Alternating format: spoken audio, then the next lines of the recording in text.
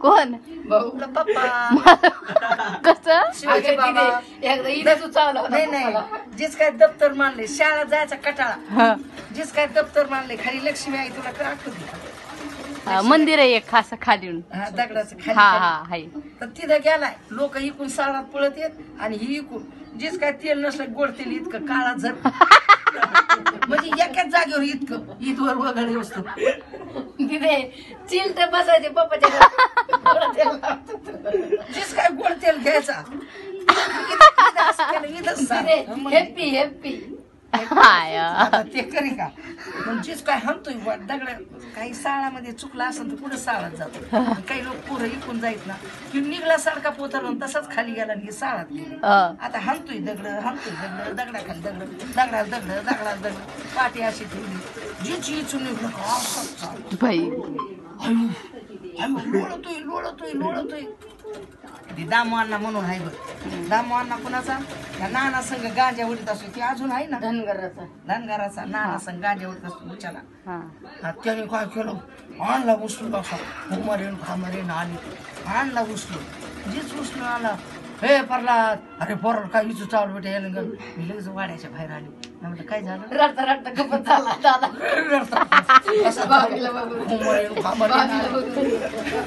लगे रडता गप झाला खाली टाकला असा बघायला मग लगे मी सासू आली काय म्हणते हे बाया बोज घे बिदात गेली साळा काय पोट करते साळासाठी जेच एवढा दगड घेतला याच्या डोक्यातच घालते म्हणलं सरे लोक मला धरत मी कशात मारू पण जीच काय म्हणशील डोक्यात दगड घालायला उचलेला सारे भुजंगन हे बाबूराव धरतेत मला मी म्हणलं याला मारून टाकायचंय याला साळात जायचं होतं का इचू पशी आम्ही घालून बघते पण याच्यापाशी साप तरी यायचा असता मग ती इचूच आला पण साप निघायचा असता आणि दामू आणल्याने उगाच आणले पण सगळे मग ऐकत होते काय येडी रे भाभी सगळे मग ऐकायचे आणि मग हशाचं असं पोरायचं असं धिंगशन असं हास्या पण फक्त तिच्या बापाला माहित नाही हा भाऊला तिच्या बापाला काहीच माहित नव्हतं सगळे हसायचे बी आणि म्हणायचे काय बाबा हे भाभीचं काय बाबा लेकरायला भाकरीच नाही तर याला साळा जायचं सांगितलं होतं याला साप चावायला पाहिजे नव्हता थोडी टिप टाकायची होय मी म्हणायचे अहो ती इचू चावला साप चावायला पाहिजे नव्हता साप कुठे गेलता याला साळात लावलंय मग शाळातच जावं साळात काय दगड यासलायचे का हा मग सासू उचली गेली पोट करपे आमके चमके हे दिरा लागली घाण शिया आणि तिनं नेलं मुसलमान उतरलं हा बघ मला बघितलं का म्हातारीच्या आडला म्हातारी जीव लावायची कोण खीर नाही माझ्या परलादला पहिले पोरग झालंय बाय चांगलं झालं पोरगे मग त्याला हा बघ मला पाहिलं का म्हणायचे तू असा लपायचा त्याला कसा चालला मग असा धिंगाणा असं सारखा लेकरायच्या माग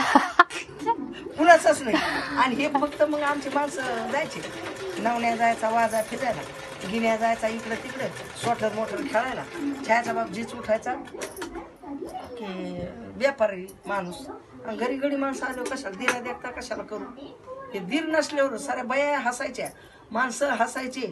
काय बाबा म्हणे पोरायच्या माग लागते बिटे आहो तसं नाही पोरायच्या माग लागते बरं कामच नका करू यांना काय खायला द्यायचं फड्या करायच्या खायचंय काय हा दगड जित दगड खा बरं एवढे मग कशाचे पोरं असं पोरं दुसरे पण घ्यायचे मला पण ते आज उपयोगी आलं ना मग पोरं म्हणतात ना साफ करायचं कधी म्हणतो काय बाबा पहिले भावी तर काय बांधून टाकायची भाकरी देत नसं अगं शिवाय एक बार म्हणतो बुड्डी तर भाकरी देत नव्हती बाबा पाया पडतो तुझ्या दिग तेच आपल्या उपयोगी आलं ना जर आपण पहिले लहानपणी काम नसतं केलं तर आपल्याला हे टाइम नसतं ना आपण हिंडला असतो गोट्या खेळत त्यांच्या आमचेच झाले लोक त्यांच्या याच्यात एखादं तरी आहे का एखाद्याची तरी प्रगती झाली नीलाबाई एवढं खोबरं चालायची रवी ती म्हणती ना भाकरी नव्हते ग देत बाई ही भाकरी वाचून असे लेकरं धडा रडत होते माझ्या लेकरांनी खोबरं चारायचे. मी म्हणायचे बाई खोबरं चारल्याने मग हे काय असं त्यांना भाकरी नव्हती.